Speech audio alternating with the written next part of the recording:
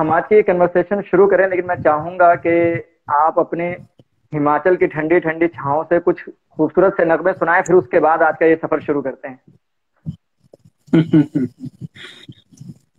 जी भाई, जैसा आपको पता ही है कि हिमाचल में जैसे ही बरसात शुरू होती है तो जी। एक एक तरह से लोगों को जो बाहर से आते हैं उनको तो अच्छा लगता है, लेकिन यहाँ के जो लोग हैं हम्म। उनके लिए कई बार आफत खड़ी हो जाती है। बिल्कुल और बिल्कुल। अ, अब अच्छा भी होता है कई बार।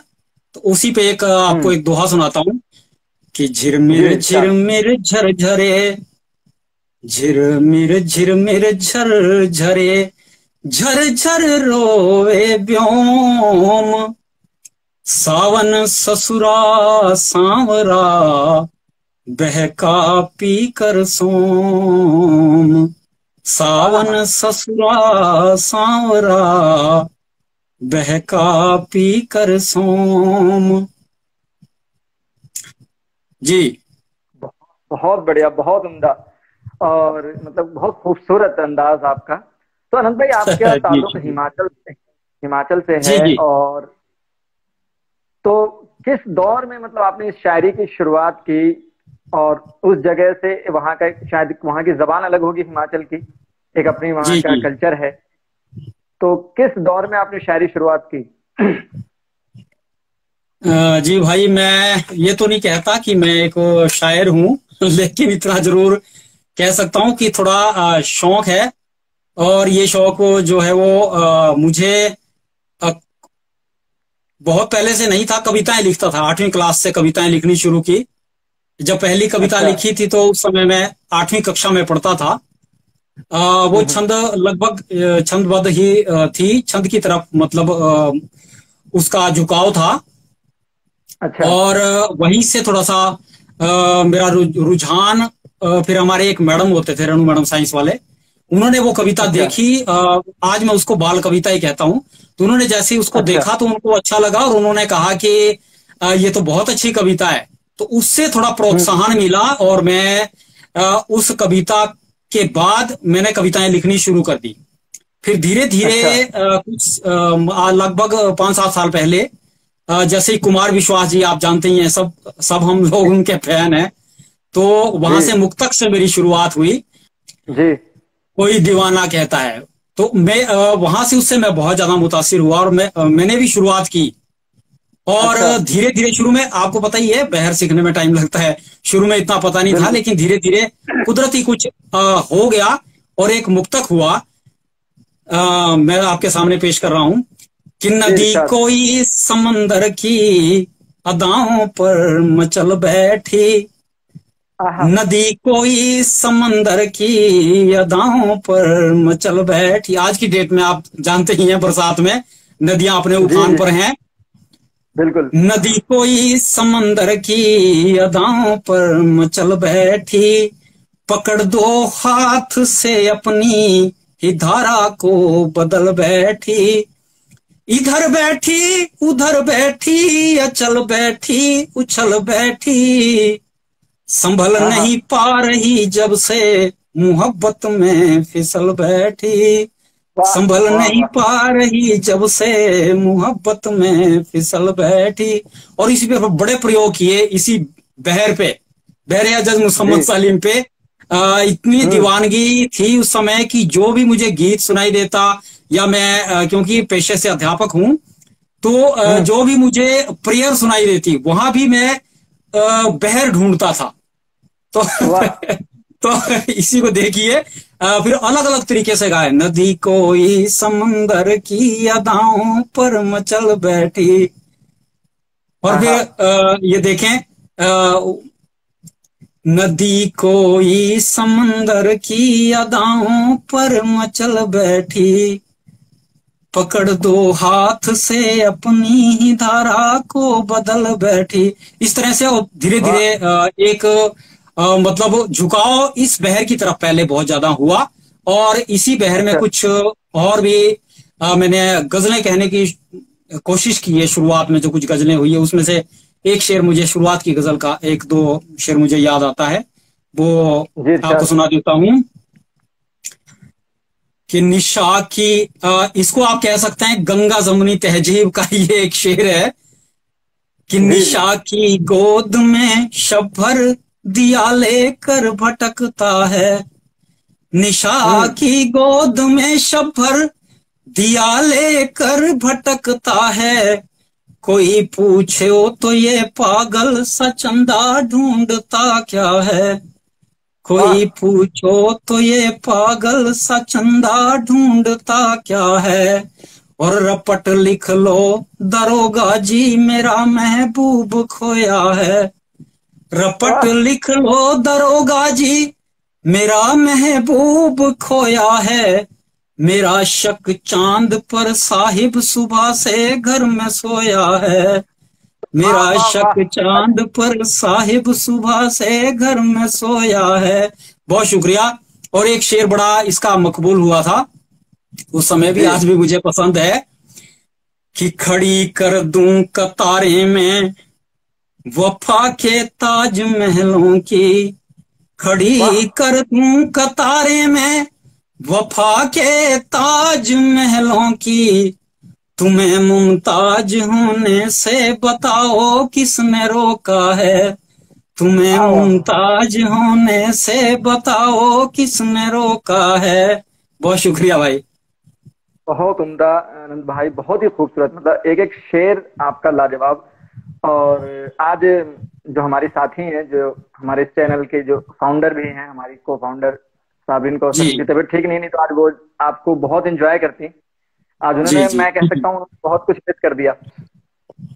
मतलब इसे कहते हैं आशिकी, कि जब आप किसी चीज को समझने के लिए उससे मोहब्बत कर लें। तो देखें, आपने जैसे बोला कि आप प्रेयर में भी आप उसी बहर को तलाश करने लगे, संगीत में भी तलाश करने लगे। तो ये जी मोहब्बत है कि जब आप कुछ सीखने की चाहत रखते हैं तो आप उसमें पूरी तरह डूब जाइए, फिर तो मंजिल मिल ही जाएगी। बहुत उम्दा आनंद भाई, बहुत उम्दा। जी तो जी आनंद जी भाई, आपके जब शायरी आपने 8वीं कक्षा में की, तो क्या घर पे भी माहौल था ऐसा कुछ?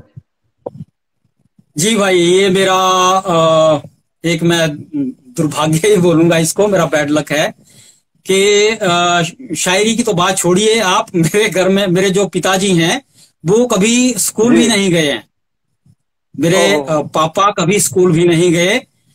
उन्हें ये मौका ही नहीं मिला उस समय। हालात ऐसे नहीं होते थे। मम्मी भी स्कूल नहीं गए थे। हाँ, मेरे हम्म। अंकल हैं वो अध्यापक हैं। वो स्कूल गए थे, लेकिन शायरी का तो आपको पता ही है, जैसे हिमाचल से इतना ज्यादा कुछ लेना देना भी नहीं है। जी। मुझे इसी पे एक शेर याद आ रहा है, तो मैं अगर आप इजाजत दें तो मैं सुना दूं। इरशाद इरशाद भाई। हाँ बिल्कुल जी, एक बिल्कुल। छोटी छोटी बहर का शेर है। आज तुम्हें की खत, शाम आपकी है। जी जी, बहुत शुक्रिया। तुम्हें खत लिख रहा हूँ। तुम्हें खत लिख रहा हूँ। तुम्हें खत लिख रहा हूँ। लगी लत लिख रहा हूँ। लगी लत लिख रहा हूँ। वाह दीवारें वालिदा को। दीवारें वालिदा को। दीवारें वालिदा को पिता छत लिख रहा हूँ। वाह पिता वाह। छत लिख रहा हूँ। जी शुक्रिया। क्या क्या कहने हैं। और बिल्कुल, भले वो स्कूल नहीं गए, लेकिन आपको जिस मेहनत से उन्होंने पढ़ाया, और आज आप एक टीचर हैं और माशाल्लाह बहुत अच्छे शायर हैं आप। मैं कह जी सकता भाई। हूं कि शायद भगवान ने उन्हें नहीं भेजा, लेकिन उनको आज वो सब दे दिया जो आपके जरिए उन्हें जी मिला है। जी अमेजिंग बिल्कुल। अमेजिंग। बहुत खूबसूरत, जी बहुत खूबसूरत। आनंद भाई, शायरी का घर पे आपको माहौल नहीं मिला, आपने 8वीं कक्षा से शुरू किया और वहां से आपको प्रोत्साहन मिला, आपको हिम्मत मिली।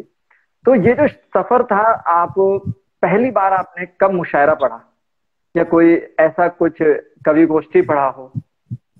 जिंदगी की जी शुरुआत ये आपको कब मिली? जी भाई, ये 2007 की बात है, जी। जब मैं पहली दफा हमारे यहाँ एक आश्रम होता था, वहां पे एक वशिष्ठ जी थे, आचार्य चंद्रमणि वशिष्ठ जी। उन्होंने अच्छा। और उसके लिए उन्होंने वो भाषा विभाग के सहयोग से किया था उन्होंने।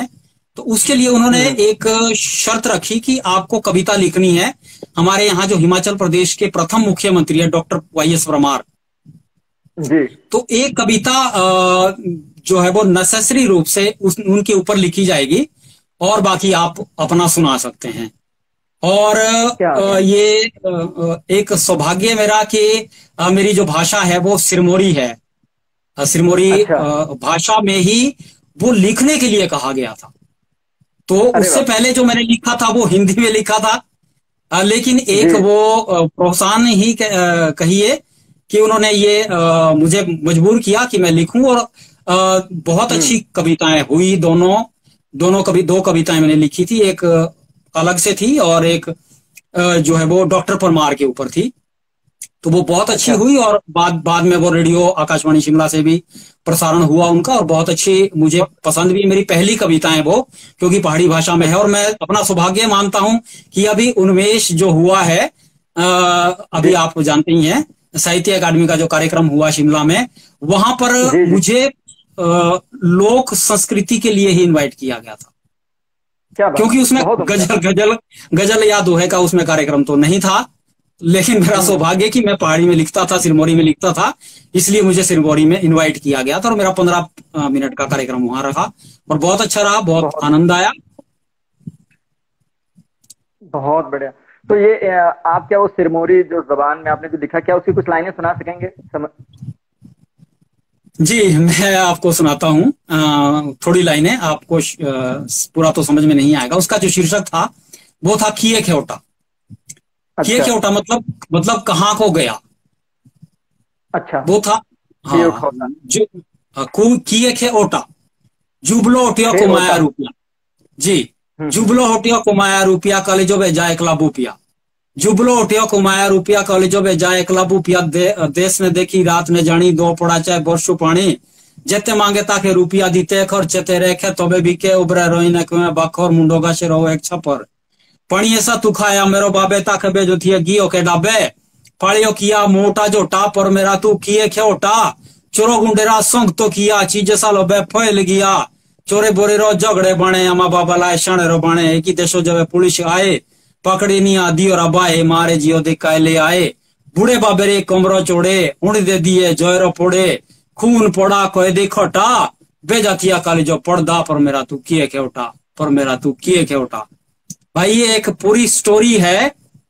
मतलब एक लड़के को कॉलेज भेजा जाता है और वो कहता रहता है कि मैं कॉलेज में पढ़ रहा हूँ। दूसरी मतलब सेकंड ईयर में पहुंच गया, फाइनल में पहुंच गया। मतलब उसकी पढ़ाई कागजों में पूरी होती रही। लेकिन बाद में जब पता लगता है कि वो बुरी संगत में पड़ गया है और वो मतलब जेल में चला जाता है बुरी अच्छा। संगत की वजह से। तो उसकी एक पूरी स्टोरी एक कविता के अंदर आई है।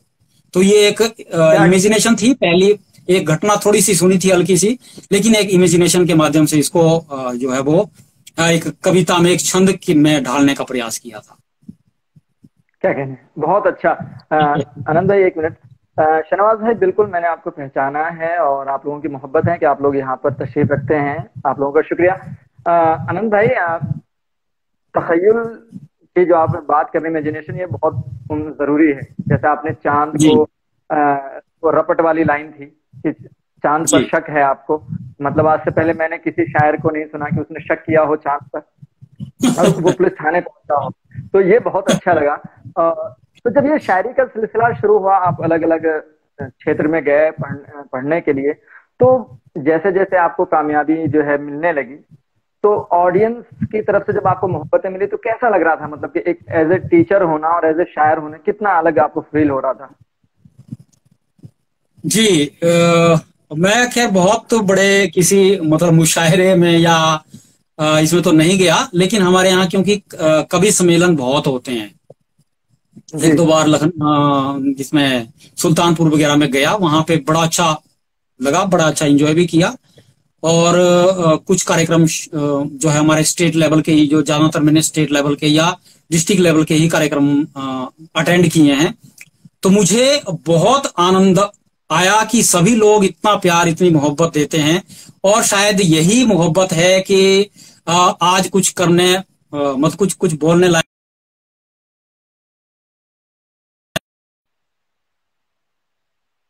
जी। शायरी तो नहीं मैं कुछ और करता हूँ, ये शायरी तो नहीं मैं कुछ और करता हूँ, मैं अपने तौर से इजहार दौर करता हूँ, मैं वाह वाह। अपने तौर से इजहार दौर करता हूँ।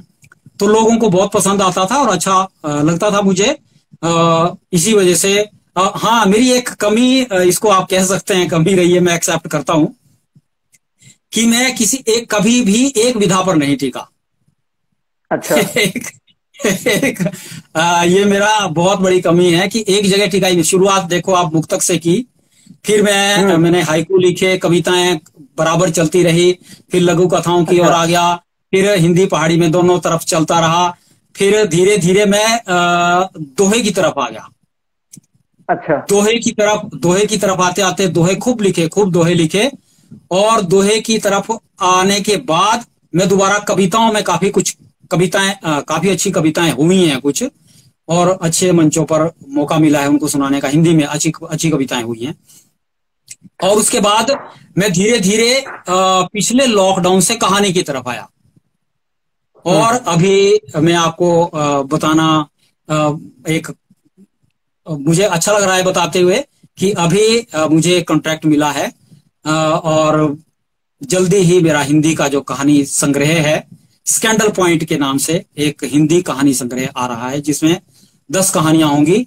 इससे पहले पिछले लॉकडाउन में मुझे एक मौका जी। मिला था, और मेरी पॉकेट एफएम पर मेरा एक उपन्यास है, मिस 420 करके, हम्म। मिस 420 करके एक उपन्यास है, ऑडियो बुक, जिसको रेडियो जॉकी ने अपनी आवाज में वहां पर रखा है। उसमें 80 एपिसोड हैं, और वो क्या मुझे बात है। पेड कॉन्ट्रैक्ट मिला था। ये मेरा सौभाग्य है कि पेड कॉन्ट्रैक्ट मिला, और बहुत वो अच्छी बात। 1 महीने का कॉन्ट्रैक्ट था। 1 महीने में मैंने 80 एपिसोड पूरे किए, और वो बहुत अच्छा गया। अभी तक भी, अभी मैं 2-3 दिन पहले उसको शेयर कर रहा था, अभी तक उसकी बहुत अच्छी रेटिंग बनी हुई है, और वो टॉप 50 में ट्रेंड कर रहा है अभी भी। तो बहुत लेकिन अच्छी ये बात। है कि ये जो शायरी है, और ये जो दोहा है, इसको शायरी कहेंगे हम, बस छंद अलग है दोहा, बाकी तो शायरी ही है। तो बिल्कुल। ये छूटता नहीं, ये छूटता नहीं है। कहीं भी जाता हूं, कहीं भी अकेला, जब कहीं भी मतलब अपने साथ होता हूं, जब भी कभी अपने साथ होता हूं, तो कुछ ना कुछ होता जरूर है, और मैं उसको या तो रिकॉर्ड कर लेता हूं या कहीं ना कहीं लिख के रख देता हूं। जी भाई। बहुत। तो आनंद भाई, जो हिमाचल है वहाँ, उसका कल्चर के थोड़ा सा मैं जानना चाहूंगा, उसका कल्चर के बारे में। वहाँ किस तरीके के शायर हुए, क्या वहाँ शायरी का माहौल है, या उसके अगर मैं माजी की बात करूं, क्या पीछे कोई बहुत बड़े शायर हुए हैं जिनको देखकर आपको शायरी का कभी शौक हुआ हो? जी हाँ, मुझे क्योंकि बहुत ज्यादा पूरे हिमाचल से तो इतना ज्यादा उस समय नहीं जुड़ा था। आज की डेट में सभी को सभी के साथ है, मिलते हैं। लेकिन उस समय जब कुछ अच्छे शायर होते थे, सागर पालमपुरी जैसे कुछ जो माना जाता था जिन लोगों को, उन जी। हमारा दुर्भाग्य रहा कि हम उन लोगों को मिल नहीं पाए उस समय, आ नहीं पाए थे इसमें, अदब की दुनिया हम्म। से वाकिफ नहीं थे, ये कह सकते हैं। लेकिन हमारे यहाँ हम्म। नजदीक में, जो हमारे सबसे नजदीक है, नाहन शहर है, तो वहां अच्छे शायर हुए हैं कुछ। और आज की डेट में भी हमारे नासिर साहब हैं, एक बुजुर्ग शायर हैं, और वो नासिर यूसुफ जई साहब, वो बहुत अच्छी अच्छा। शायरी करते हैं, मोहब्बत मोहब्बत लिखते हैं, बहुत अच्छा लिखते हैं। और उनसे मैं बहुत ज्यादा मुतासिर भी हुआ, क्योंकि वो भी तरन्नुम में पेश करते हैं, और मुझे उनका अच्छा। तरन्नुम बहुत ज्यादा पसंद है। जितना क्या भी बात। वो, मुझे ऐसा लगता था कि जिस तरह से ये गाते हैं या लिखते हैं, तो वो समय कब आएगा कि मैं भी इस तरह से लिखूंगा। तो उनसे मुझे बड़ा मतलब एक आगे बढ़ने की एक प्रेरणा मिली, हौसला मिला। और बाकी हमारे यहाँ बहुत सारे हैं, द्विजेंद्र द्विज जी हैं, अपने नवनीत भाई हैं, और आज की डेट में कुछ सुमित राज वशिष्ठ जी हैं। कुछ नए लोग लिख रहे हैं, हिमाचल में बहुत अच्छा कर रहे हैं नए। एक तरुण सागर जी हैं, क्या नाम, अरुण अरुण जी हैं एक, सोलन से। और अच्छा। बहुत सारे ऐसे नए लोग भी बहुत सारे लिख रहे हैं भाई। जावेद उल्फत जी हैं नाहन में, जो बहुत अच्छा कर रहे हैं आज की डेट में, बहुत अच्छी शायरी कर रहे हैं, और उनको बहुत पसंद किया जा रहा है आज की डेट में। क्या बात तो ये है। लोग एक मिलते जुलते। रिक्वेस्ट है अनंत भाई आपके लिए, एक रिक्वेस्ट जी आई है कि कोई पसंदीदा गजल आप सुना दें उनकी, जिसकी भी याद हो आपको, जी या जी जी आपकी पसंदीदा गजल हो तो आप सुना दें। जी। पहले मैं आपको एक शेर सुनाता हूँ। जी वैसे बहुत कम कहता हूँ, और इसी पे शायद एक शेर हुआ है कल, पिछले कल, कि अगर अगर कहने को कुछ है ही नहीं तो, अगर कहने को कुछ है ही नहीं तो, अगर कहने को कुछ है ही नहीं तो, क्या लाजिम है कि कुछ भी बोलना है, क्या लाजिम है कि कुछ भी बोलना है। जी। अब आपको एक मतलब ऐसी ऐसी गजल सुनाता हूँ। है तो बहुत बाद की, मतलब अभी थोड़े दिन पहले की ही है, लगभग 2-3 महीने जी पहले की, लेकिन इसमें आनंद भी आएगा और सटायर भी है, और एक तरह से हास्य भी है इसके अंदर। और देखिए जी। क्या?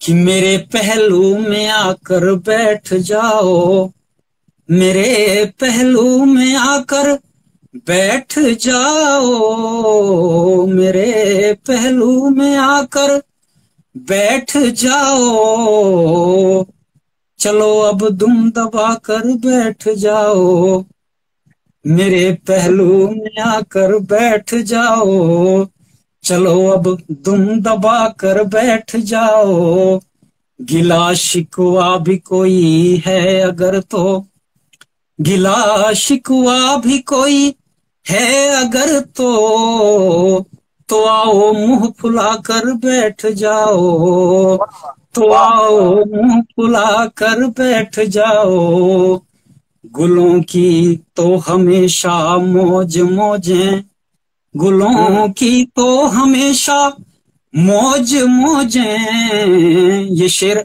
बतौर खास पेश कर रहा हूं। जी गुलों की इरशाद। तो हमेशा मौज मौजें, कभी भी गुल खिला कर बैठ जाओ, कभी वाह वाह। भी गुल खिला कर बैठ जाओ। बहुत शुक्रिया। तो गुस्सा नाक पर रखा हुआ है, तो गुस्सा हम्म। नाक पर रखा हुआ है, तो आओ तिल मिलाकर बैठ जाओ, तो वाह वाह। आओ तिल मिलाकर बैठ जाओ, लतीफे पढ़ रहा हूँ आओ सुन लो, हम्म। लतीफे पढ़ रहा हूँ आओ सुन लो, हंसो और खिलखिला कर बैठ जाओ, वाह हंसो वाह। और खिलखिला कर बैठ जाओ, नहीं हो खास तो क्या आम हो तुम, हम्म। नहीं हो खास तो क्या आम हो तुम, पको और पिल पिला कर बैठ जाओ, पको वाह और पिल पिला कर बैठ जाओ। बहुत शुक्रिया भाई। मोहब्बत है तो छुप कर मुस्कुराओ, हम्म। मोहब्बत है तो छुप कर मुस्कुराओ, लपेटो और तहा कर बैठ जाओ, वाह वाह। लपेटो और तहा कर बैठ जाओ, क्या फट्टे चक दिए सारे किसी ने, क्या हम्म। फट्टे चक दिए सारे किसी ने, नए फट्टे बिछा कर बैठ जाओ। वाह। बहुत उम्दा अनंत नए भाई, लाजवाब। पट्टे बिछा कर बैठ जाओ, सुनो आलोक अब आओ कि तुम भी, सुनो आलोक अब आओ कि तुम भी, यही के कुल मिलाकर बैठ वेरी। जाओ, यही वाह। के कुल मिलाकर बैठ जाओ। बहुत शुक्रिया भाई। बहुत उम्दा। आनंद भाई, एक रिक्वेस्ट है, किसी ने आपके चाहने वाले ने किया है कि माँ पर लिखे गए दोहे आप जरूर सुनाएं सर। जी जी जी। जी ये भाई। हैं सर, इनके राष्ट्र में रेखा है शायद, जी जी, तो रखा आपके चाहने रेखा वाले। गक्खड़ मैडम। मैडम रेखा जी गक्खड़ जी हैं चंबा से। खुद भी जी। कवित्री हैं बहुत अच्छी, और कहानी भी लिखती हैं। बहुत कुछ लिखती हैं। हम्म। अच्छा। तो इनकी फरमाइश पर मैं दोहे पेश कर रहा हूँ। जी।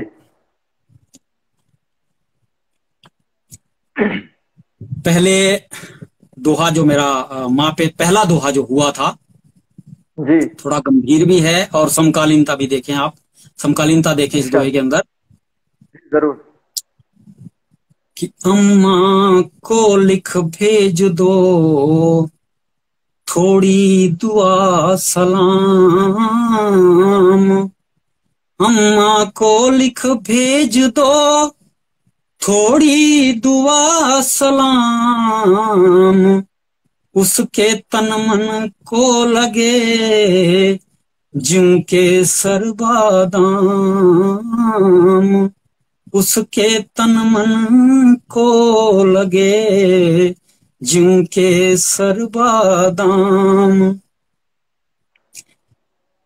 और मोटे चावल में मिला, मोटे चावल में मिला दिया जरा सा नीर, मोटे चावल में मिला दिया जरा सा नीर, माँ के हाथों से बनी बिना दूध की वाह खीर, वाह वाह। माँ के हाथों से बनी बिना दूध की खीर।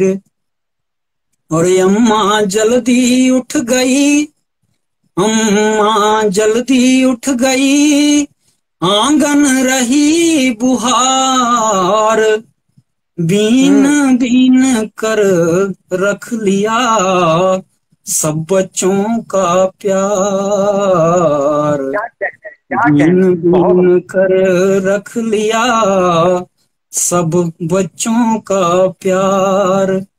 और सूरज खिड़की पर खड़ा, सूरज खिड़की पर खड़ा चमक रहा है भाल, सूरज खिड़की पर खड़ा चमक रहा है भाल, अम्मा ने आवाज दी उठ जा मेरे लाल, अम्मा ने वाह। आवाज दी उठ जा मेरे लाल, उठ जा मेरे लाल। बहुत शुक्रिया।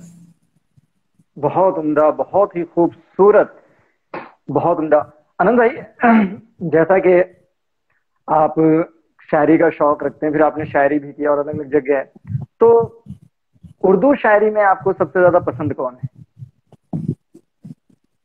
उर्दू शायरी में वैसे सभी को सुनता हूँ, और राहत इंदौरी साहब को खूब सुना। वैसे जो नाजुक शेर जो कहते हैं वो मुझे मुनव्वर राणा जी मुझे ज्यादा पसंद हैं। वैसे तो हम्म। समकालीनता में बहुत सारे हैं, लेकिन मुनव्वर है, राणा जी की बात कुछ और है। अलग भले है। ही आजकल बिल्कुल। आज की डेट में उनका दौर ना हो, लेकिन उनको कभी भी सुना जा सकता है। और वो जिसको बोलते हैं कि मतलब ना वो फॉर एवर हैं, बस ये कह सकते हैं आप, उनको कभी भी बिल्कुल, सुना देखिए, जा सकता है। जी बिल्कुल शायर वही है जिसकी शायरी किसी भी दौर में सुनी जाए तो वो उसी दौर को जो है रिलेट करे जी और वही ताजगीपन जी जी। बरकरार रहे, और वो उस शायरी के सार्वकालिक, एक जो बिल्कुल। है, हाँ बिल्कुल, वो शायरी कभी जो है खत्म नहीं होती, और ऐसे शायर कभी खत्म नहीं होते। सबसे अच्छी बात ये है। बहुत अच्छा कहा आपने। तो आनंद भाई, आपने दोहे भी लिखे, मजाहियत, आपने मजाहिया जो है शायरी भी की, और इश्क वाली भी शायरी की। तो अब जो आपके जो लाइफ है जिसमें आपकी मिसेज हैं और दूसरी जो तमाम तर चीजें हैं, तो क्या उसमें कौन ऐसा है जो आपकी शायरी को सबसे ज्यादा घर पे पसंद करता है, या उनके लिए आप शायरी लिखना ज्यादा पसंद करते हैं?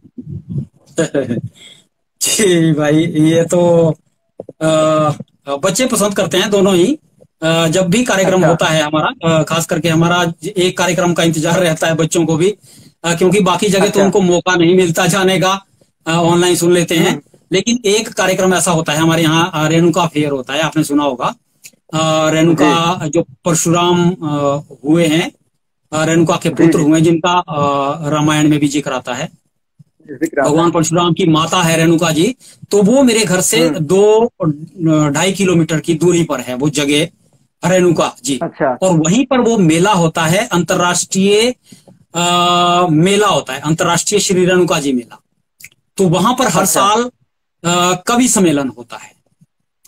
तो उस कवि सम्मेलन में, क्योंकि वो मेले में बहुत सारे लोग होते हैं, तो हम्म। वहां पे एक लोगों को शौक भी रहता है, लोग अलग से बैठ जाते हैं कवि सम्मेलन के लिए। अब जैसे बाकी कार्यक्रम होते हैं, गाने के होते हैं, या बाकी जितने भी आयोजन होते हैं कल्चर के अलावा, कल्चर के अलावा भी बहुत सारे कार्यक्रम वहां होते हैं, बच्चों के होते हैं, वाद्य यंत्रों का कंपटीशन होता है, अलग अलग कार्यक्रम दिन भर चलते रहते हैं रेणु मंच पर।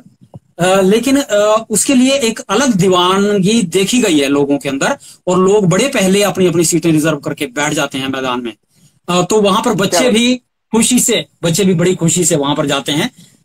हमारे यहाँ ये जो जिनको हास्य कलाकार जो हैं अपने, ये सुनील जोगी जी भी आए हैं, और ये जो हैं क्या नाम, सुरेंद्र शर्मा जी, ये सभी यहाँ अच्छा। पर आए हैं, जिनको स्टार नाइट के लिए बुलाया, इनवाइट किया जाता है। हम तो लोकल क्या हैं, बात। क्योंकि हम तो रहते ही हैं हर बार। तो उसका हम्म। बच्चों को बड़ा शौक रहता है। बाकी बच्चे पढ़ते जरूर हैं, बीसीस भी पढ़ते हैं। वो भी जो भी कुछ छपता है, क्योंकि मैं एक चीज मैंने जैसे पहले पहले भी आपको बताया कि एक चीज तो लिखता नहीं हूँ, व्यंग्य भी जी। लिखता हूँ। आजकल अमर उजाला में बहुत अच्छा एक मौका मिला है कि वहां से पैसे भी आ जाते हैं और व्यंग्य छप जाते हैं। तो एक वो, क्या बात उसका है। एक अलग अलग वो होता है, क्योंकि अलग। एक लिखने की और प्रेरणा मिलती है आगे। तो वो बहुत। पढ़ते रहते हैं, जो भी कुछ छपता है, जहां भी कुछ छपेगा वहां से वो पढ़ते रहते हैं, और सभी को इंटरेस्ट है। और यहाँ मेरे पास क्योंकि किताबें बहुत हैं, पत्रिकाएं शायद ही ऐसी कोई पत्रिका होगी देश की जो मेरे पास ना आती होगी। हिंदी की मैं बोल सकता हूँ, जो हिंदी की बाहर से भी आती हैं पत्रिकाएं, सभी पत्रिकाएं आती हैं, और सब में लिखा है शुरू से। आज की डेट में थोड़े से चूजी जरूर हो गए हैं कि जो अच्छी पत्रिकाएं हैं या जो पैसा देने वाली हैं उन्हीं को भेजते हैं। लेकिन शुरू शुरू में ये था कि जो भी पता लग गया, जिसका भी एक बार एड्रेस पता चला, उसको भेज देते थे। हालांकि उस समय पता भी नहीं हम्म। था कि शायरी कोई क्या चीज होती है, लेकिन भेज देते थे और छप जाता था। तो ये सौभाग्य रहा इस वजह से आज की डेट में। तो बच्चों को इस वजह से भी शौक है कि बहुत सारा जो रिसाले हैं वो कंटिन्यू मेरे पास आते हैं, तो उनको पढ़ते रहते हैं बहुत बच्चे। खूब। आनंद भाई, ये तो आपकी जिंदगी थी जो आप माशाल्लाह, बहुत खूबसूरत सफर है आपका। मैं शायरी के हवाले से जानना चाहूंगा कि शायरी के लिए, जैसा कि आजकल शायरी का बहुत जो है क्रेज है, हर नौजवान शायरी करना चाहता है और करता भी है। जी, शायरी में बहर का होना कितना जरूरी, या शायर को बहर का जानना कितना जरूरी है? ये बहुत महत्वपूर्ण जो है सवाल है आपका, बहुत इंपॉर्टेंट सवाल है। मैंने शहरयार या कुछ पुराने जो लोग थे उनके इंटरव्यू सुने, तो बहुत पहले सुने, तो वो कहते जी। थे कि हम लिखते हैं, उनको गाया जा रहा है, जी। मकबूल हैं, लेकिन कि हमने कभी अपनी शायरी को तख्ती करके नहीं देखा, हमें नहीं पता कि ये बहर क्या होती है। हम्म। लेकिन मुझे हैरानी होती है कि कमाल की बात यह है कि उनकी शायरी में, उनकी गजलों में इतनी सी भी कहीं कमी नहीं है। ये क्या कितना क्या। रियाज था उन लोगों, कितना रियाज था उन लोगों का। बहुत हैरानी की बात है, आप कमी नहीं निकाल सकते कहीं भी नहीं। जबकि आप उनसे बात करेंगे, वो कहेंगे हमें नहीं पता कि ये बहर में है या नहीं है, हमें बस ये पता है कि ये गजल है। और एक चीज गजल के बारे में कही जाती है, शेर के बारे में कही जाती है, आप जानते ही हैं कि शेर या तो होता है या होता ही नहीं। और हम्म। होता कब है? जब वो बहर में होता है। हम्म। और जब तक बहर में नहीं होता तब तक वो शेर है ही नहीं। खाली किसी विषय को लेकर के हम कुछ कहते हैं तो वो कविता हो सकती है, लेकिन वो शेर नहीं कहा जाएगा। शेर नहीं और हो सकता। बहुत गजल बहुत। गजल तो शेरों की माला है। तो गजल बिना बहर के कैसे हो सकती है। ये आज की डेट बिल्कुल। में समझना बहुत जरूरी है। लेकिन एक एक बात इसके साथ ही मैं जोड़ना चाहूंगा कि आज की जी। डेट में मैं बड़ा हैरान होता हूं। मुझे जिस बहर को सीखने में बहुत साल लगे, और मुझे बड़े मतलब बहुत लोगों से मैंने रिक्वेस्ट की, बहुत लोगों से पूछा, बड़े लोगों से जो वरिष्ठ लोग थे हमारे आगे जो कर रहे थे पहले ये काम। लेकिन उन्होंने तो जी। हमें यही कहा, मैक्सिमम ने यही कहा कि सारी उम्र निकल जाएगी लेकिन बहर नहीं सीख सकते। नहीं लेकिन सीख सकते, लेकिन सही कह रहे हैं आप। एक जिद थी कि बहर तो सीख के रहेंगे। बेशक हम कुछ ही बहरों को, अब सारी बहरों में तो, क्योंकि जिस जिस बहर में आदमी लिखता है वो सीख जाता है, अल्टीमेटली सीख जाता है। हम्म। एक दो बहर में आपने लिखना सीख लिया है, आप बाकी बहरों को बड़े आराम से, आपने तख्ती करनी सीख ली, आप बड़े आराम से बाकी बहरों में भी लिख लेंगे और आप उसको सही कर लेंगे थोड़े दिन के। एक रियाज है, जिस तरह से एक आप ये कह सकते हैं जिस तरह से संगीत का रियाज होता है, म्यूजिक का जैसे रियाज है, उसी तरह से रियाज है। और यही वजह है कि वो जो लोग थे जो ये कहते हैं कि हमें बहर का पता नहीं है या हमने बहर नहीं सीखी है, उनकी गजलें बिल्कुल बहर में हैं, बा बहर हैं। वो यही रीजन है कि उन लोगों का रियाज इतना ज्यादा था, और रियाज की हम्म। वजह से वो बहर से बाहर हो ही नहीं सकते, कभी भी नहीं। बिल्कुल, यानी मश्क जरूरी है। जी जी।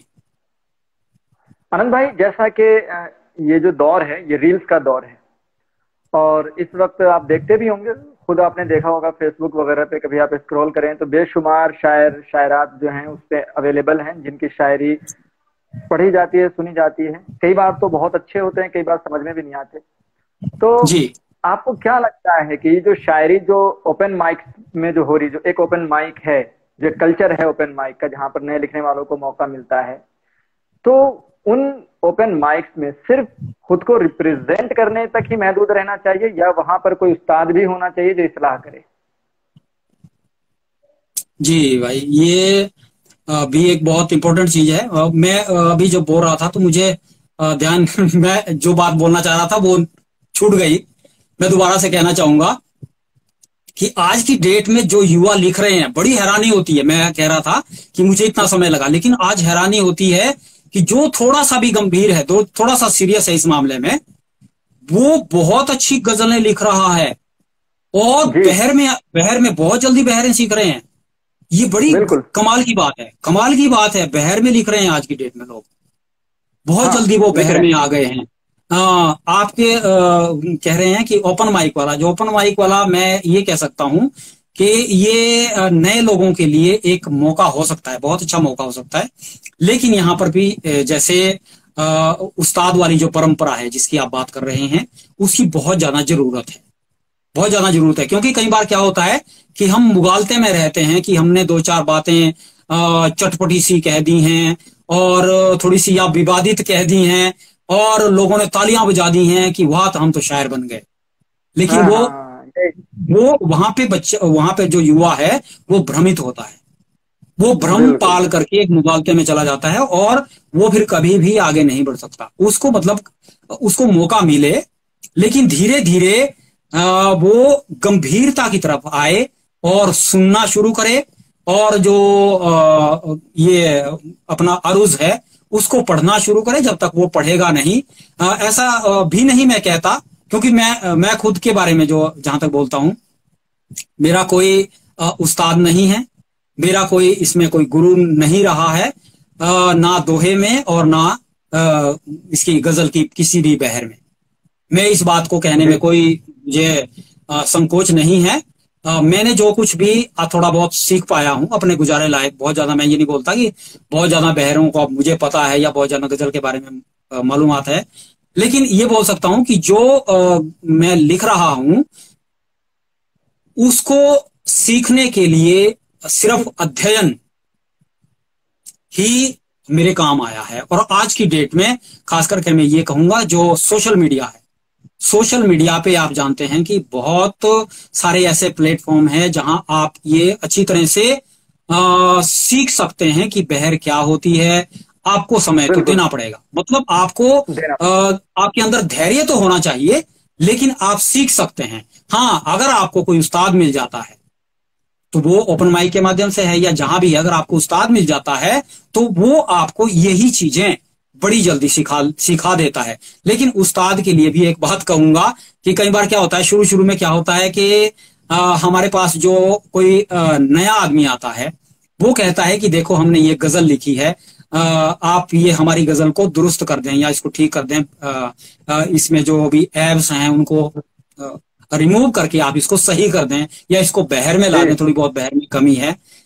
लेकिन उससे उसको हम ठीक करके दे देते हैं एक दो बार, लेकिन वो क्या करता है कि वो उसको आदत पड़ जाती है। कई बार वो क्या करता है, अपने आप कुछ नहीं करेगा और लास्ट में आकर के अपने उस्ताद की, मैंने तो अपने उस्ताद को दिखाई थी ये सही है। अब बाद में ऐसा होता है कि उस्ताद के पास भी कितना समय होगा, वो हर बार आप उसको एक गजल लिख करके भेज देंगे हर रोज, तो वो हर रोज देख भी नहीं पाएगा, वो बोल देगा ठीक है। इसके लिए हमें खुद तो जागरूक होना ही पड़ेगा, खुद तो सीखना ही पड़ेगा और उसका ज्ञान हमें खुद होना चाहिए, तभी बात बन सकती है और तभी हम आगे बढ़ सकते हैं इस विषय में। बिल्कुल। जो लोग सुन रहे हैं, मैं उन लोगों को कहना चाहूंगा, खासकर मेरी दोस्त जो इस चैनल की फाउंडर हैं साबिन साहिबा, वो भी बिल्कुल सुन रही हैं।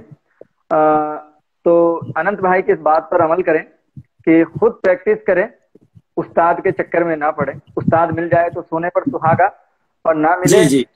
तो फिर खुद को ही सुहागा बना लें और झोंक दें खुद को झोंक दें अरूज की कढ़ाई में और पकाना शुरू करें। इंशाल्लाह एक दिन आप पक जाएंगे, तो फिर हम कह सकते हैं कि आप सोने पर सुहागा। बिल्कुल आनंद भाई, यही कहना चाहते हैं आप? जी बिल्कुल बिल्कुल। आनंद भाई, अरूज का बड़ा मसला रहता है और शेर में हम जैसे जो ना अहले लोग हैं, हम समझते हैं कि शायरी जो दिल से निकलती है हम वही शायरी, जैसा कि हम लोग कहा करते हैं कि जो हमने दिल में आया हमने लिख लिया, वो कलम बंद कर लिया, चाहे उसे लोग ख्याल कहें या कुछ भी कहें। अरूज के लिए क्या कोई खास किताब पढ़नी चाहिए? जैसा कि आपने कुछ सोशल साइट्स के बारे में बताया, मैं चाहूंगा कि अगर आपको उनके नाम याद हो तो आप प्लीज मेंशन कर दें, ताकि ये जो लोग हैं ये वहां भी जाकर अपने आप को शायद बेहतर कर सके। जी भाई, मुझे आज की डेट में इतना, खैर मैं किसी विशेष, क्योंकि किसी विशेष साइट को मैं रेफर भी नहीं करूंगा, आपको अलग अलग साइट्स ढूंढनी पड़ेंगी। आप बहर विज्ञान कर करके एक किताब है, बहर विज्ञान, और मुझे एक नाम याद नहीं आ रहा है। गुफ्तगू में एक सीरीज चलती थी, अगर गुफ्तगू को आपको पुराने अंक कुछ मिलते हैं कहीं पे, तो मुझे पूरा नाम ध्यान नहीं आ रहा है क्या नाम था, क्योंकि बहुत पहले पढ़ा था। उनके पास एक सीरीज उन्होंने बहर विज्ञान के ऊपर और ऐब के ऊपर उन्होंने चलाई थी। उसमें आप सीख सकते थे। मतलब मैं ये कह सकता हूं कि गुफ्तगू के अगर आपको पुराने अंक मिलते हैं 5-7 साल पहले के, तो आप उनको कंटिन्यू पढ़ेंगे तो आपको उसके अंदर मिल जाएगा मैटर। उसके अंदर बहुत बहर के लिए बहुत सारा मैटर है। और बाकी आप बहर विज्ञान या बहर करके आप किसी भी गूगल बाबा के पास पूछने जाएंगे तो आपको अलग अलग साइट्स वो रेफर कर देंगे, और आप एक जगह जाकर जाएं भी मत, क्योंकि अलग अलग जगह कई बार थोड़ा सा अंतर भी होता है। अलग अलग जगह जाकर के आपको अलग अलग चीजें मिलेंगी और आप उनको कंपेयर करें, क्योंकि एक जगह से आप कोई भी चीज पूरी तरह से नहीं सीख सकते। अलग अलग तरीके होते हैं अपने अपने अपने सभी के। तो आप अलग अलग जगह जाएंगे तो आपको बहुत सारा मिल जाएगा। और आज की डेट में तो हम जब जिस समय सीख रहे थे उस समय सिर्फ उसमें होता था, क्या नाम, प्रिंट में होता था, लिखा हुआ होता था वहां पे। लेकिन आज की डेट में तो यूट्यूब चैनल्स भी बहुत सारे हैं ऐसे, यूट्यूब चैनल्स पे आपको मिल जाएगा। मुझे विजय स्वर्णकार जी आप जानते होंगे, हमारे यहाँ बहुत अच्छे शायर हैं, एक हमारे समकालीन हैं, आज के ही जदीद लिखते हैं। तो उन्होंने एक यूट्यूब चैनल है, शायद उनका एक यूट्यूब चैनल के ऊपर उन्होंने बड़ा अच्छा एक सीरीज चलाई थी, उसमें बहर विज्ञान के बारे में बहुत कुछ बताया गया है। और आपको ऐसे से बहुत सारे लोग मिल जाएंगे जो आपको यूट्यूब के मार्फत आपको बहुत अच्छी मालूमात इसके ऊपर हो सकती है, और आप बड़े आराम से सीख सकते हैं। बाकी अभ्यास तो आपको खुद ही करना पड़ेगा। मैं इतना कह सकता हूं कि आप एक बहर को ले लें, किसी एक बहर को बहुत ज्यादा। अगर आप मेरी बात करें कि मैंने जिस बहर से सीखा, मैंने पहले ही आपको बताया कि बहरे हजरत मुसम्मन सालिम से मैंने शुरुआत की, और वो बहर ऐसी है, उससे आसान क्यों है? बड़ी हम्म। बहर है बेशक, लेकिन उससे आसान क्यों है कि हम अलग अलग प्रयोग कर सकते हैं। हमारे पास जो हिंदी फिल्मों के, मैं बोलता हूं कि 60% गीत हम्म। उसी बहरे हजरत मुसम्मन सालिम में है। और क्योंकि वाह। वही बहरे हजरत मुसम्मन सालिम हिंदी में, हिंदी छंद में विधाता छंद है, उसी को अच्छा। वहां विधाता छंद के नाम से, और वही बिल्कुल वही अरकान है, वही रुकन है उसके।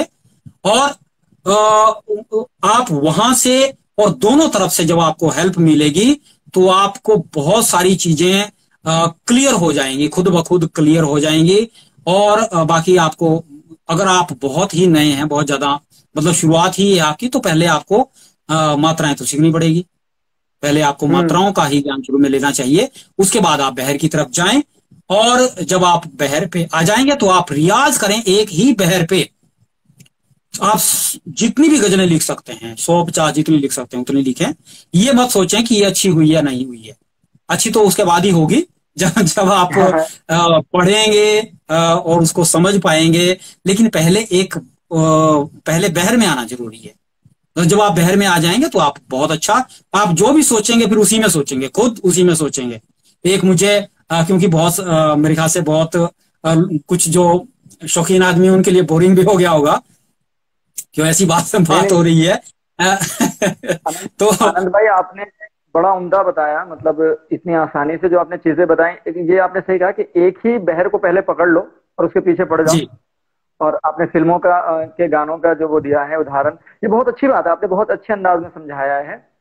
एक सवाल हाँ। है कि आगाज आपके बारे में क्या कहना है आपका? आगाज ऐप के बारे में। अच्छा, आगाज ऐप। आनंद भाई, क्या आपने आगाज ऐप के बारे में कुछ सुना है? अगर सुना है तो बता दें इनको। जी भाई, इस समय क्योंकि इस समय जो जो भी मैं करता हूँ, वो लगभग मतलब आप ये बोल सकते हैं कि जदीदी शायरी करता हूं। तो मैं बाहर से ही विषयों को भी पकड़ता हूं, और ऐप के बारे में शुरू शुरू में जाते थे ऐप के ऊपर। वैसे ऐप वगैरह के ऊपर मैंने बहुत कम, मतलब इनको देखा है, इधर को बहुत कम गया हूं। एक समकालीन गजल की ऐप आई थी शुरू शुरू में, कोई 4-5 साल पहले। केपी अनमोल जी हैं, एक केपी अनमोल जी यंग गजलकार हैं, बहुत अच्छा लिख रहे हैं। उन्होंने एक ऐप निकाली थी और उसमें हमारी गजलों को संकलित किया था। बस इतना ही जानता हूं। आगाज के बारे में मैं क्षमा चाहता हूं, मुझे इसके बारे में कोई इतनी ज्यादा जानकारी नहीं है। और चलिए। जी जी जी। आनंद भाई, आपका जो है अब आगे का क्या प्लान है? आगे मुस्तकबिल में और किस मकाम को हासिल करना है, शायरी के जरिए या किसी और जरिए? जी, अभी तो फिलहाल, क्योंकि मैंने जैसा आपको बताया कि मैं एक जगह नहीं टिकने वाला मैं से नहीं हूं। तो ये तो एक, आप ये कह सकते हैं कि ये एक शौक है कि कुछ ना कुछ हो जाता है बीच बीच में। अब जैसे सुनता हूं, अगर जब जब कभी सुन लेता हूं, या आप जैसे भाई लोगों की मोहब्बत से कहीं मौका मिल जाता है। बहुत समय के बाद मैं इसमें आया हूं। बहुत सारे कार्यक्रमों को मैंने मना कर दिया, रिफ्यूज कर दिया था। लॉकडाउन में कुछ कार्यक्रम किए ऑनलाइन भी।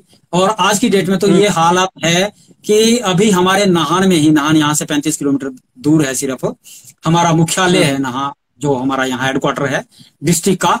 वहां लगभग 10-15 कार्यक्रम हो चुके हैं और मैंने सभी को रिफ्यूज कर दिया। मैं वहां गया ही नहीं हूं। हालांकि मैं लगातार नई गजलें, अभी जो मैंने आपको सुनाई है वो नई गजलें हुई हैं बहुत बीच में। लेकिन थोड़ा सा बीच बीच में मेरा कुछ ऐसा रहता है कि अब जैसे आजकल कहानी की तरफ गया हूं।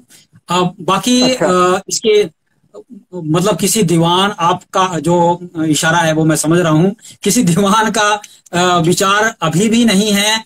और फ्यूचर में भी शायद, अब मैं ये नहीं कह सकता कि कभी होगा, तो हो सकता है आ जाए। अब जैसे अपने ये क्या नाम, मुझे याद आ रहे हैं जॉन एलिया जी कि बहुत लेट उनका दीवान जो है वो आया।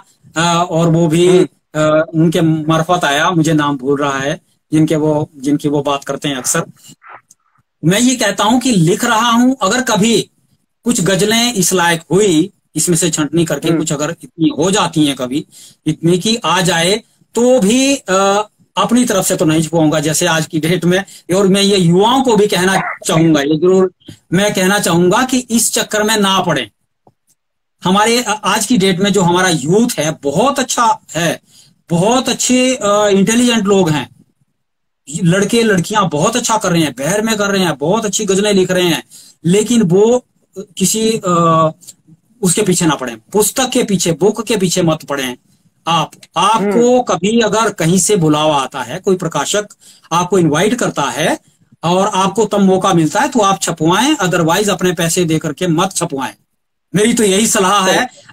ये ना सोचें कि मैं किस वजह से कह रहा हूं कि मेरी अपनी किताब नहीं आई इसलिए कह रहा हूं, ऐसा कुछ नहीं है। मैं तो ये कहता हूं कि कभी ना आए तो कोई बात नहीं, छप रहे हैं जहां कोई अगर कुछ अच्छा हो जाता है तो मैं भेज देता हूं, छप जाता है, मुझे उसी से सेटिस्फेक्शन हो जाती है। हाँ, जो कुछ अगर कॉन्ट्रैक्ट कहीं मिला है तो मैं तभी गया हूं। मेरा अभी कहानी का भी ऐसा कोई विचार नहीं था कि मेरा अफसाना का कोई वो आए, कोई किताब आए, लेकिन एक मौका मिला है और कुछ कहानियां अच्छी पत्रिकाओं में छपी हैं तो एक उत्साह है और मौका मिला है तो मैं भेज रहा हूं, लेकिन अपनी पैसे से कभी नहीं छुपाऊंगा, चाहे किताब कभी भी ना आए, बेशक ना आए। और मैं दूसरों को भी यही सलाह दूंगा। बिल्कुल बिल्कुल बिल्कुल आनंद भाई, मैं आपकी इस बात से इत्तेफाक रखता हूँ कि खुद से क्या किताबें छपवाई जाए, खुद से छपवा कर किताब लेकर डोलने से अच्छा है कि कुछ छपवा दे अपने पैसों से और हमें भेज दे, तो फिर तो बहुत अच्छी बात है। बिल्कुल। तो आनंद भाई बहुत अच्छी बात है। और चलते चलते हम चाहेंगे कि आप कोई अपनी खूबसूरत गजल या कुछ सुनाना चाहें हमारी ऑडियंस को। जी, जैसा आजकल बरसात का मौसम है, सावन लग चुका है, तो जैसा प्रभाव रहता है, हिमाचल में भी बहुत सावन का बड़ा अच्छा प्रभाव यहाँ पे रहता है। तो एक शेर देखें, इसको आप जदीदी भी कह सकते हैं, और इधर से सावन की बात भी इसके अंदर है। शेर है कि यूं तो हर सू सावनी बरसात होनी चाहिए, यूं तो हर सू सावनी, यूं तो हर सू सावनी बरसात होनी चाहिए, भीगने की पर तेरी औकात होनी चाहिए, भीगने की पर तेरी औकात होनी चाहिए। और इशारा देखें, ये हिमाचल के लिए भी है और आप इसको कहीं और भी ले जा सकते हैं। यूं तो हर सू सामनी बरसात होनी चाहिए।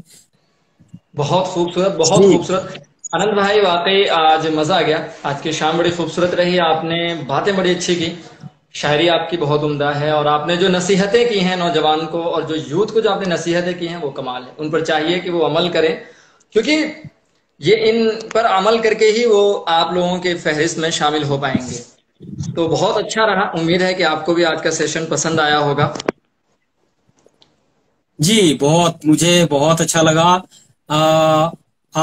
आपके साथ जितने लोग जुड़े थे उन सभी का भी बहुत बहुत धन्यवाद, और विशेष आभार आपका, और जो इसके सुखनबर के जो भी फाउंडर हैं या जो इसके कर्ता धर्ता आप लोग सब हैं, खास करके आपसे बात करके मुझे बहुत अच्छा लगा। मैं ये नहीं बोल सकता कि पहली बार आपसे बात हो रही है। तो ऐसी आत्मीयता की ही जरूरत है आज की डेट में हमें। अगर ऐसी आत्मीयता हम लोगों के अंदर, ऐसी मोहब्बत होगी, तो ये जो अदब की दुनिया है, इसमें इसी तरह से शायरी के और हमारी जो रचनाओं के फूल हैं, गुलशन है, वो खिलते रहेंगे, और हमारा जो जीवन है वो बहुत सुखमय होता रहेगा। तो मुझे भी बहुत अच्छा लगा आपके साथ बात करते हुए और आपके इस कार्यक्रम में आकर के। बहुत बहुत धन्यवाद।